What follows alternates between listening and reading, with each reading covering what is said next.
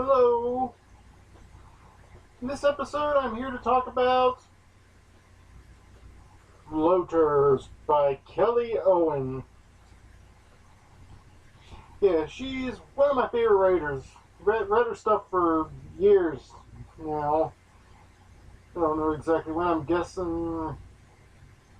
Yeah, I know the first things I read by her were short stories. And I've read pretty much almost everything she's written by now. She's actually a local author to me, so I've met her quite a few times at signings and occasionally at conventions.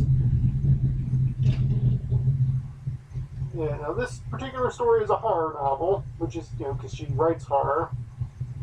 Usually she doesn't do monster stories, but this one is a monster story. The only other monster story she's done is Live Specimens, which actually has a slight crossover with this.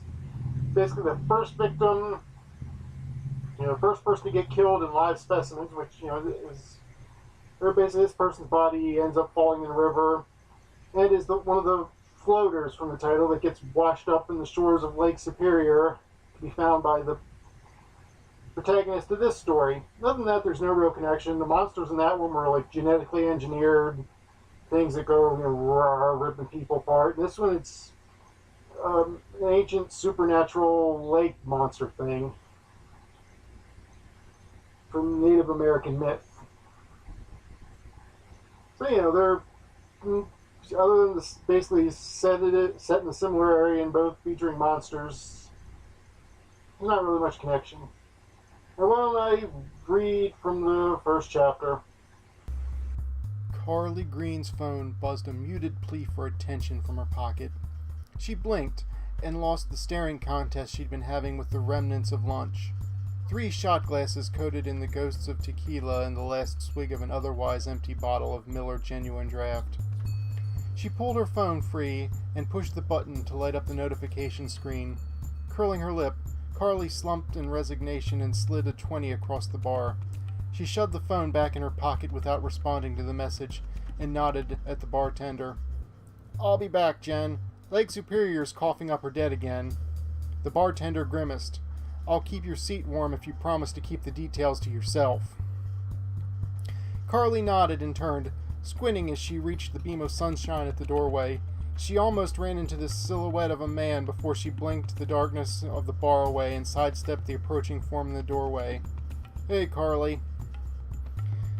"Ah, fuck. Really, Parker? Not now." She shielded her eyes from the sun with her hand and confirmed the face in front of her matched the voice. She knew it would. She'd know that voice underwater, in a coma or otherwise. "Did you hear about the bodies yet?" Her annoyance washed away instantly. "Bodies? With an S?" He nodded excitedly. "You were listening to the scanner again, weren't you?" "It's my job." "No, your job is to report the news, not make shit up based on a cheat sheet for scanner codes and your imagination." "Ouch, Carly, that hurt. Not as much as..." She huffed and held back her venom. "I have shit to do. All I know, all I can tell you on the record, is I'm needed at the mouth of the Nemaji."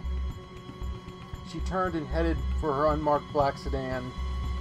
Yeah, that's actually a very good setup. Let you know a good bit about the character of the protagonist there, Carly, and let you know a bit about the other guy, who is her ex. Basically, the two of them used to be best friends and became lovers eventually until she caught him cheating on her, and it kind of wrecked her, messed her up good, which is why she's hanging around in a bar in the middle of the day when she's, apparently on duty. Basic plot is, some bodies have washed up from Lake Superior, because the local river is flooding, but it turns out the bodies aren't actually, dead from the river, other than the one I mentioned earlier, who was killed in the previous novel. These are actually bodies from a local graveyard that has been washed out a little bit and eroded, and corpses are floating free, including the corpses of Native Americans that were pretty much dumped there decades ago when the cemetery they were originally in was basically taken over to be developed, so they were just dumped in a mass grave.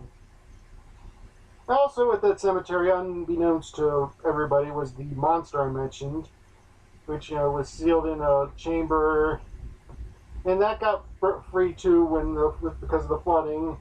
And now, because it's been sealed up for centuries, it's hungry, so it's basically running around chopping people up with its tentacles and eating them. And that's pretty much the plot. Unless I want to go further and give you spoilers, which I'm not.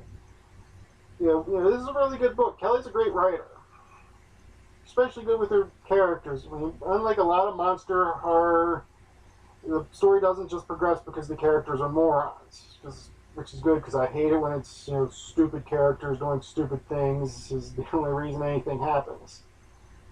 In this case, the characters are actually intelligent, and they actually have a good bit of depth.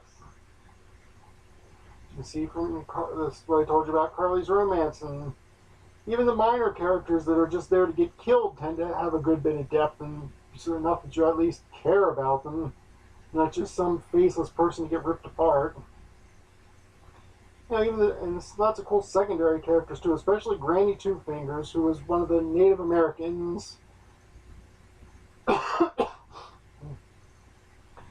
One of the few surviving members of the tribe whose the bodies that were unceremoniously pulled from the original cemetery and then dumped in another cemetery.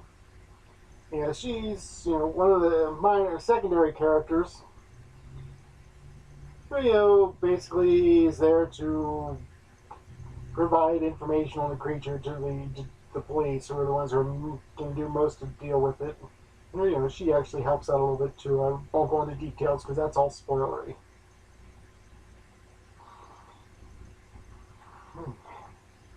Let me tell you, people, don't try and record a video while wearing a gas mask in an uncooled room when it's almost 100 degrees. Because it is not fun, and your lenses tend to fog up really good. So I can't read my notes that well.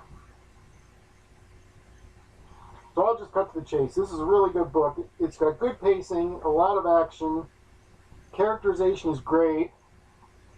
I recommend this to all horror fans, basically. If you like horror, you should try reading some of Kelly's stuff. And this one is really good. So try reading this. If you like lake and sea monsters and ocean monsters and river monsters for some reason, read this book too. Even if you don't like horror, it's really good. I'm going to give it 4.5 stars. And now I'm getting the heck out of here because it's way too freaking hot. Bye. If you like this video, please click subscribe or watch some of my older videos. If you think the book I reviewed sounds interesting, buy a copy. There are always links to the Amazon store in the description for this book and any other books I mentioned.